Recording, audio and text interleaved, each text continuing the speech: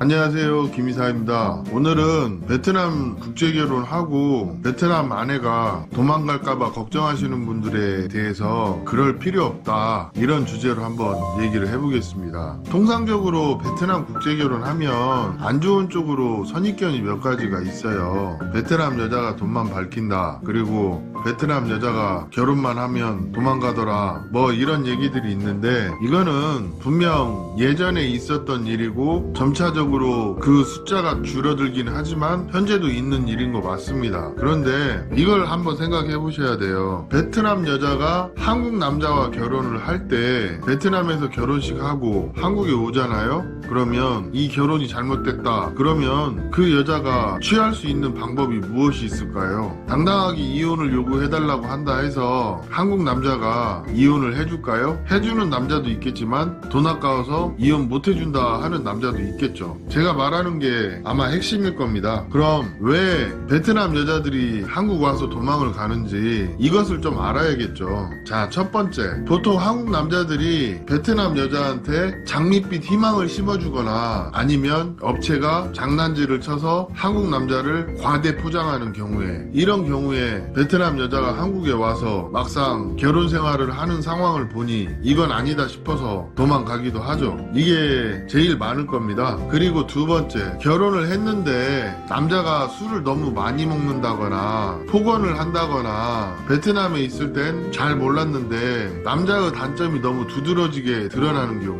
이런 경우에도 베트남 여자가 도망갈 수 있죠. 결혼 생활은 현실이니까요. 그리고 세 번째, 돈 얘기해서 미안한데 이 금전적인 배려가 만족이 안 될 때도 도망을 가기도 합니다. 사유가 여러 가지가 있겠지만 보통 못 사는 집에서 시집을 오면 전통결혼하고 빚을 지는 경우가 있어요. 그러면 오자마자 일을 하러 간다고 합니다. 그러면 일을 못하게 하면 도망가기도 해요. 그렇기 때문에 베트남 아내가 한국에 오면 무엇이 불편한지 이걸 잘 살펴서 그런 부분을 해소해 주는 게 중요한데, 이 금전적인 부분이 많다는 거죠. 얼마 전에도 이런 일이 있었어요. 까마우에 26 먹은 신부가 있는데 한국 남자랑 결혼했습니다. 제가 서류 대행을 해줬는데 그 여자분이 원래 그 전통결혼 비용을 한 1억 5천만 동을 얘기했었어요. 그런데 그 남자분이 전화 오셔서 보통 전통결혼 비용 얼마 주냐 물어보시길래 통상적으로 한 1억 동에서 2억 동 정도 많이들 한다, 남부가 그렇다, 그 얘기를 했더니, 암튼 소개로 결혼했는데 소개하신 분이 합의를 봐주고 결혼을 시켰어요. 그랬는데 신부가 들어오자마자 일을 해야 된다, 그래서 여차저차 자초지정을 들어보니 전통결혼할 때 빚을 좀 졌다고 하더라고요. 그래서 결론은 남자분이 한 1억 동 가까이 베트남에 보내주니까 별 문제 없이 지금은 잘 살고 있어요. 이런 것처럼 내가 아내와 결혼 생활을 하는데 아내가 어떤 불편함을 느끼고 있는지, 아니면 나에게 만족을 하고 있는지 만족하지 않는지, 이런 거를 어느 정도 헤아릴 줄 알아야 된다는 거죠. 이런 것들이 충족이 안 되면 베트남 여성 입장에서 이혼을 요구하거나 그마저도 여의치 않으면 그냥 집을 나가게 됩니다. 이게 그냥 싸그리 다 합쳐서 베트남 여자가 도망갔다고 하는데, 대부분 내용을 들여다보면 베트남 여자가 남편이나 결혼 생활에 불합리함을 느끼거나 만족을 못하거나, 아니면 남편이 처음에 얘기했던 거하고 결혼의 현실이 너무 틀리기 때문에 아, 이거 잘못됐구나 싶어서 도망가는 게 제일 많고요. 그 다음에 하고 싶은 얘기가, 의도적으로 한국에 와서 도망가는 여자들이 있어요. 이건 소개할 때부터 도망가려고 오는 여자들이 있습니다.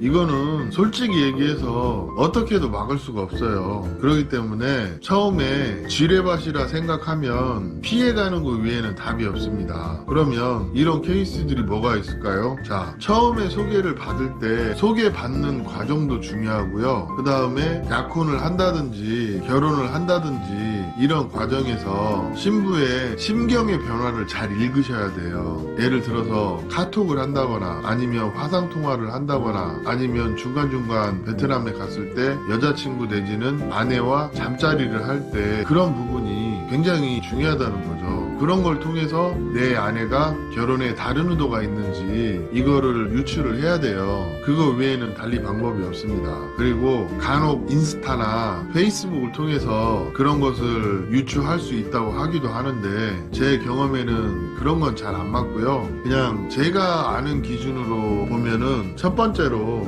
너무 나이 차이가 많이 나거나 너무 외모적인 차이가 많이 나거나 이런 경우에 1차적으로 조심해야 하고요. 그 다음에 신부가 나에게 살갑지 않고 너무 사무적으로 대한다거나 아니면 굉장히 신경질적이고 나를 대하는 태도가 좋지 못할 때, 또 잠자리 문제에서 굉장히 방어적이고 옆에 오지도 못하게 하는 여자들이 있거든요. 이런 여자들은 그럴 수도 있어요. 이거는 어떤 정답이 없기 때문에 내가 내 아내를 한국으로 초청했을 때 잘 살 자신이 없으면 중간에서 포기하는 게 맞는 거예요. 현실은 그래요. 그런데 이거하고 별개로 한국 남자들이 결혼에 자신이 없어서 이런 생각을 하는 경우도 있습니다. 그럼 마지막 얘기를 드리고 이야기를 마치도록 하겠습니다. 보통 한국 남자들이 베트남 국제결혼을 할 때 그냥 막연하게 예쁜 여자 만나서 행복하게 살고 싶다 이런 생각을 하고 오시는 분들이 많죠. 그런데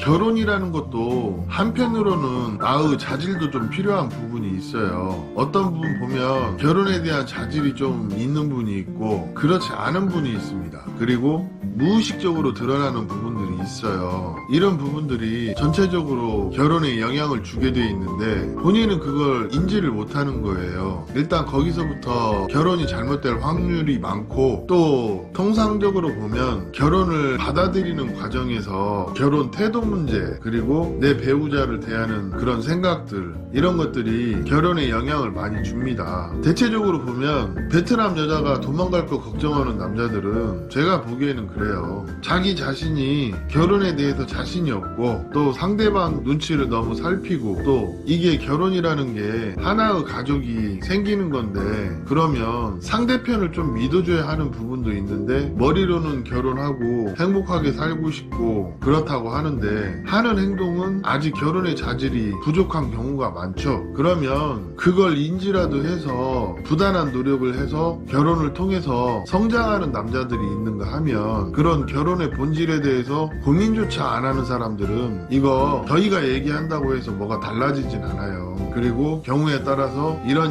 부분이 잘못됐으니까 고쳐야 된다 얘기를 해주면 불편해라 하고 받아들이지 않고, 이거는 저희가 얘기해준다고 뭐 달라지고 이런 문제가 아니고, 한국 남자분들이 국제결혼을 결혼으로 받아들이시고 그 다음에 내 배우자와 온전한 관계를 형성해 나가면서 신뢰를 쌓아가는 과정을 거쳐야 한다는 거죠. 그런데 이런 신뢰를 쌓아가는 과정을 소홀히 하시는 분들이 결과론적으로 얘기하는 경향이 있거든요. 자신은 노력하지 않으면서 상대 여성에게만 좋은 여성이 되기를 강요하는 그런 케이스도 많이 있어요. 국제결혼이 특히나 그런 것 같아요. 자신에게 내재된 문제에 대해서는 어떤 해법을 찾을 생각을 안 하고 외부의 다른 요소를 통해서 나의 문제점들을 극복하려고 하면 그게 극복이 되겠냐고요. 특히 결혼에 대한 불안감이 많으신 분들이 의외로 많거든요. 이 부분은 누가 대신 해줄 수 없어요. 내 결혼에 대한 나의 불안감은 나 위에는 극복할 방법이 없습니다. 우선은 결혼을 하시려면 내가 결혼에 대한 어떤 구체적인 가이드라인을 어느 정도는 잡아두시고 그 다음에 서로 만족하는 관계를 형성해 나가면, 사실은 배우자가 한국에 와서 도망간다든지 내가 베트남 아내와 잘 살 수 있을까 하는 이런 의문들은 그렇게 심각하진 않을 거예요. 결혼 생활이라는 게 언제나 ing이기 때문에 이건 끝이 없는 무한궤도와 같은 겁니다. 같은 일상이 반복이 되고